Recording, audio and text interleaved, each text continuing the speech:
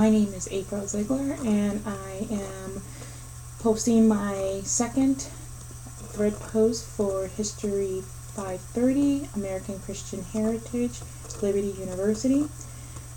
And I'd like to start off by saying that I have a belief in the biblical principle in study of history, in that there is a commitment to objectivity and honesty being central and essential to historical investigation. And that is from Proverbs 12:9. Tonight my thread is about the Shakers and their journey from a small Protestant sect in France to England to America through one of its English leaders, Anne Lee.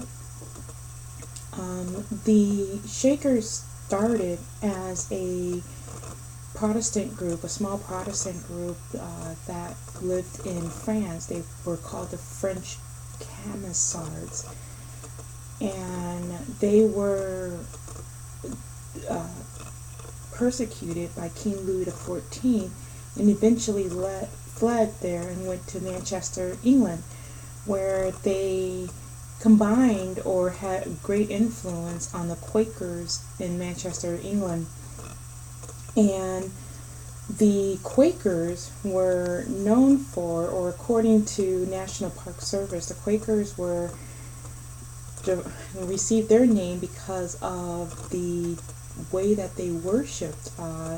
They were known for having violent shakes and trembles and violent movements and such as they were witnessing or having that experience, that one-on-one experience with God, and thus they received the name Quakers. One of the members of that group in Manchester, England, was Anne Lee. Anne Lee is from Manchester, England, and she became a great leader of the Shaker movement. They were known for being arrested often, and Anne Lee was arrested often in England for disrupting church services with their shouts and dancing and singing, and so they would go to regular church services and be so disruptive that they were arrested. And one of the times that she was imprisoned, she received a revelation from God that she should move her group to America, where they could practice freely and become that perfect society, which is what the group is originally all about. So in 1774, she received this revelation while being in prison, and a small group, and when I say small, I'm talking about 8 people or less, boarded a ship and headed for Albany, New York. There they worked until they could gather enough money to buy land, and they started their society. And I say society because in all of the reading that I've done, it's always referred to a society more so than a religious sect. And that is because it was all in their faith and their religion, and their beliefs were all in about the way that they lived. They believed that the second coming of Christ was imminent, and that it was going to happen soon by the turn of the 19th century. And they wanted their society to be perfect, so they had this perfect image of, or this image of what Christ would see as a perfect society, and that was one that didn't live for material or things or give in to carnal desires, but lived for Christ. And they shared everything. They had communal living, All property was shared. They were pacifists, so there was gender and racial equality, and that's evidence because Anne Lee was a woman, and they considered her to be Mother Anne or a prophet because of her many revelations. And they lived in small rural communities because they believed that these larger areas or cities were full of crime, corruption, and ungodlike behaviors. And so that perfect society is what their goal was, and they were going to show it in the way that they live. But they had fun, and thus the name, the Shakers.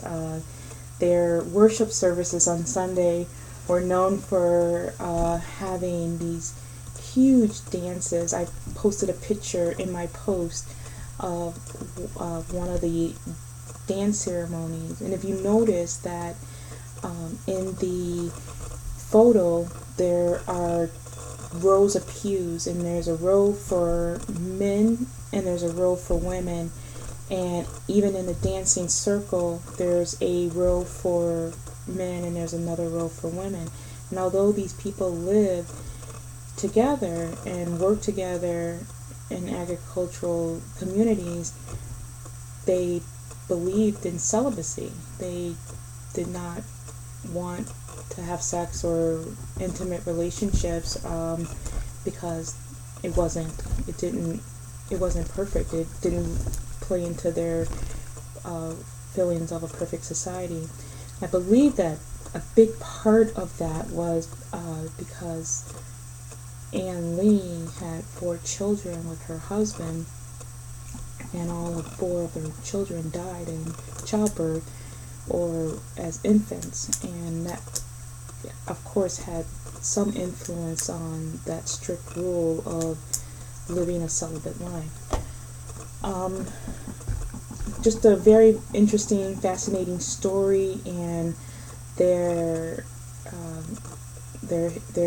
mindset was that they just knew that Christ was going to come and he was coming to judge, and they wanted to be perfect and ready. And just at the turn of the 18th century, after the Second Great Awakening, all of these groups felt that they had it right, or that they knew best.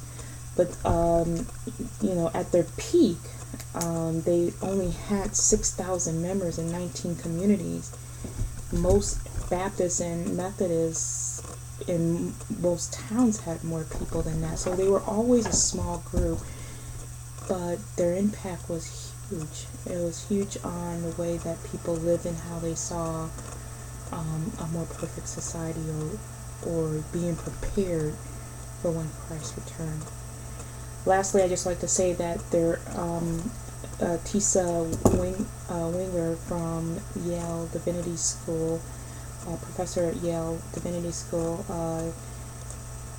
talked much about the opponents of Anne Lee, and her opponents called her a witch and a Jezebel, and the Methodists blasted the group because of their weird worship services, and the Baptists blasted the men of the groups for falling under the religious leadership of a woman. And that just tells you a lot about the mindset at that time, and how not egalitarian the other religions were. Thank you, and have a good night.